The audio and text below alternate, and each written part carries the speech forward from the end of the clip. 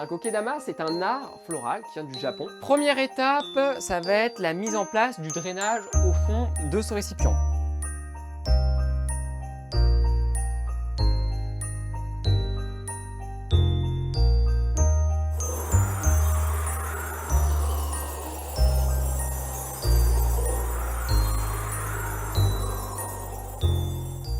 Hey, salut à tous! J'espère que vous allez bien. On se retrouve aujourd'hui pour une nouvelle série de vidéos. Et oui, pour cette fin d'année, j'ai souhaité vous faire une petite surprise. Je vais vous concocter une playlist de vidéos tuto DIY à réaliser simplement chez vous, de façon à offrir des créations à vos proches pour les fêtes de fin d'année. Donc ici, je vais vous proposer une série de vidéos. Donc celle-ci est la première en l'occurrence. Donc ça va durer jusqu'à fin décembre.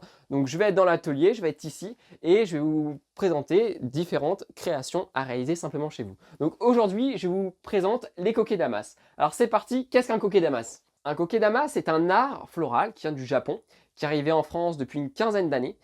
Et donc cet art consiste à mettre la plante non pas dans un pot en plastique, mais dans une sphère de mousse.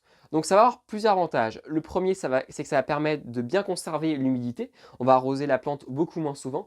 On va la arroser toutes les semaines et demie environ. Deuxième avantage, ça va être esthétique. C'est quand même assez original de voir une plante dans cette sphère en mousse.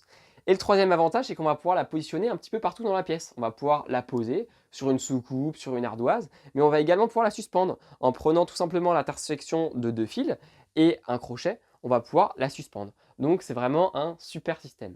Donc là maintenant, on va voir quel est le matériel dont on doit avoir à sa disposition pour pouvoir réaliser ces kokedamas.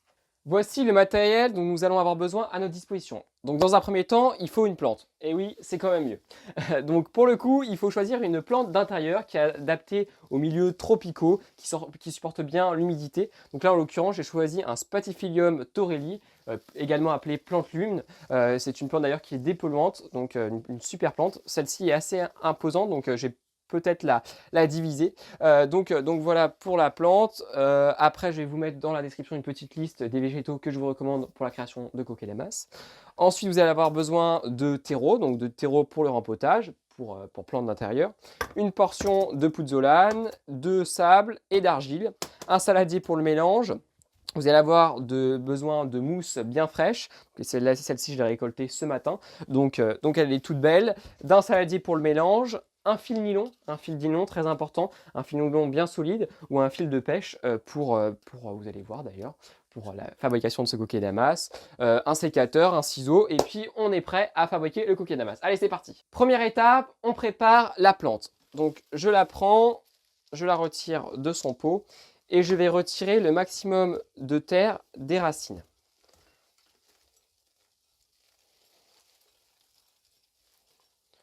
Donc là, ici, celle-ci est assez importante, je vais la diviser.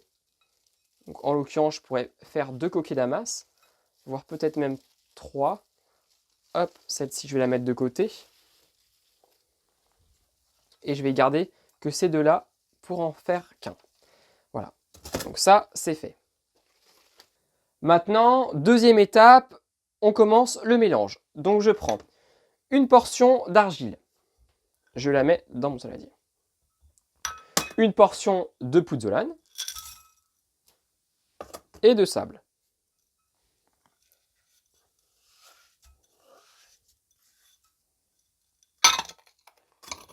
Ensuite, je vais y ajouter environ 5 poignées de terre.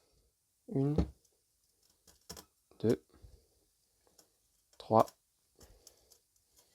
4 et 5. Ensuite, j'y incorpore de l'eau. Donc l'eau, pour le coup, il faut faire le dosage à l'œil. Donc l'idée, c'est d'avoir une pâte qui soit pas trop humide, mais pas sèche non plus. Avoir un juste milieu. Donc là, par contre, il ne faut pas avoir peur de se salir les mains.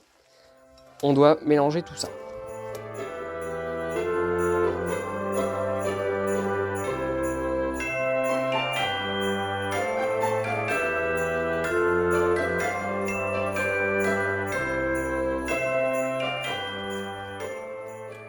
Une fois que vous avez terminé ce mélange, on va pouvoir passer à la troisième étape qui est la mise en place de la terre autour des racines. Donc pour ce faire, on prend une grosse poignée de ce mélange. Voilà. On va venir extraire le plus d'eau possible en la comprimant.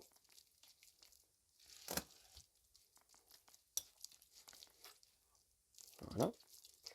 Ensuite, on forme une boule bien sphérique. Et d'un mouvement sec, on va la casser en deux. On la divise.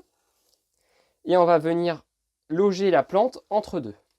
Donc je prends la plante et je la mets entre ces deux sphères. Et ensuite, je vais pouvoir venir refermer cette sphère en tournant tout autour. Donc là, ici, l'argile, on la voit toujours un petit peu, elle donne cette couleur un petit peu orangée à l'ensemble. L'argile est très importante parce qu'elle permet de faire un lien entre la terre et la plante. L'argile, ça permet d'avoir un bon lien et grâce à l'argile, c'est beaucoup plus simple de former notre boule tout autour. Donc là, après, il faut avoir un petit peu le coup de main. Donc lors du premier kokedamas, ça va être un petit peu difficile, mais vous verrez, dès que vous aurez fait 2-3 kokedamas, ça sera parfait. Votre geste sera plus affiné. Donc on continue à extraire le maximum d'eau. On essaye de la sécher un petit peu. Et ensuite, on va pouvoir la reposer. Tac.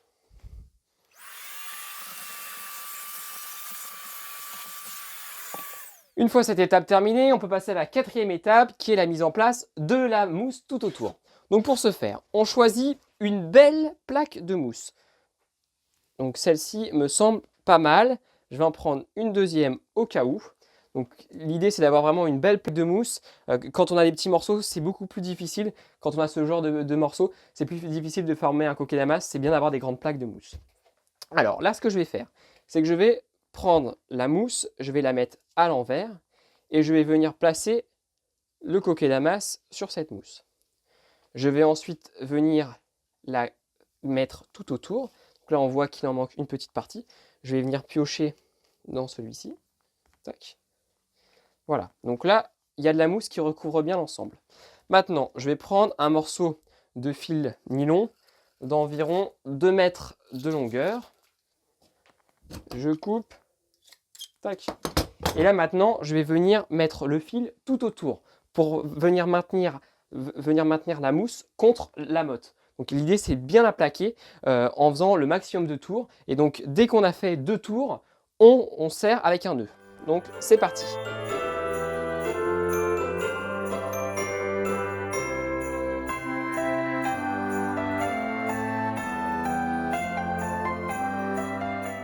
Donc là, je viens de terminer de mettre le premier fil. Ce premier fil, je l'appelle le fil de formation parce que je viens tout simplement venir plaquer la mousse. Pour l'instant, il n'a pas vraiment une très belle forme. C'est uniquement pour venir plaquer la mousse.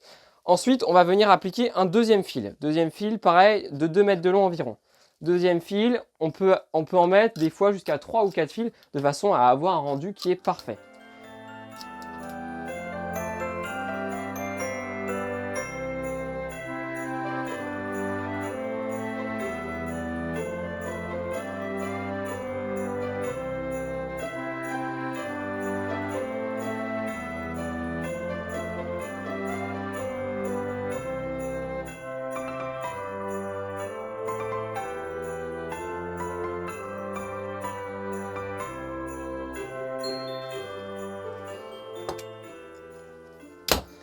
Avant de passer un dernier fil, je vais lui donner un petit coup de cisaille pour venir couper la mousse excédente, histoire de lui donner une jolie silhouette.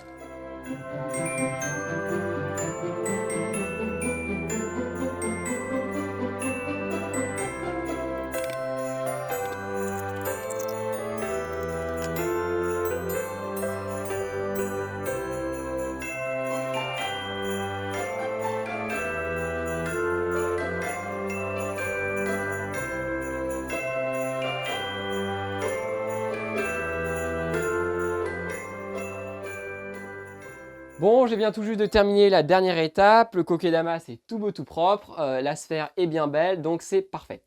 Je vais pouvoir vous parler de son entretien et de son arrosage. Donc, à savoir qu'il existe 2 méthodes pour l'arrosage. La première, c'est qu'on vient mettre un petit entonnoir et on arrose tout doucement. Donc ça, c'est une méthode qui existe, mais ce n'est pas celle que je préconise. Ce que je préfère, c'est plonger le kokedamas dans sa d'eau pendant environ 30 secondes à 1 minute.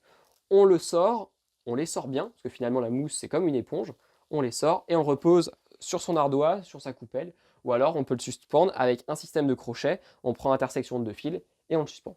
C'est pas plus compliqué. Donc là, après, on peut s'amuser en jouant avec une variété de plantes différentes, en jouant sur les différentes tailles. Donc là, ici, j'ai un petit coquet-damas qui est avec un ficus qui est très mignon. Donc en fait, la taille de la sphère va être proportionnelle au système racinaire. Donc après, si on a envie, on peut délirer avec des gros coquets-damas. J'ai déjà fait un coquet-damas de cette taille-là, finalement l'équivalent de ma tête. Quand on maîtrise bien la méthode, on peut partir dans des plus grands projets. Donc voilà pour ça. Donc en tout cas, j'espère que cette vidéo vous aura plu. J'espère que vous aurez pris du plaisir à fabriquer ces coquets-damas. Si vous souhaitez offrir un coquet-damas chez un ami pour les fêtes des fins d'année, je vous conseille de venir mettre un petit ruban avec un petit nœud. Et donc comme ça, vous pourrez lui offrir. Et donc vous verrez, tout le monde dira bah, qu'est-ce que c'est que cette plante, c'est marrant, tout ça. Et vous pourrez leur dire bah, c'est un coquet-damas. Si tu veux en savoir plus, tu vas voir la vidéo de Créatéo. Donc voilà. Donc en tout cas, voilà, je vous encourage à être au rendez-vous pour les prochaines vidéos. La prochaine vidéo sortira un mercredi. Toutes les vidéos DIY sortiront le mercredi. Donc je vous mets ici la date de parution et l'heure de la prochaine vidéo. Donc j'en sortirai peut-être pas une toutes les semaines, mais ça sera au moins une fois toutes les 2 semaines. Donc voilà, j'espère que vous serez au rendez-vous pour cette prochaine vidéo. Bon, bah, en tout cas, si ça vous a plu, partagez, likez, commentez. Et puis à très vite. Ciao!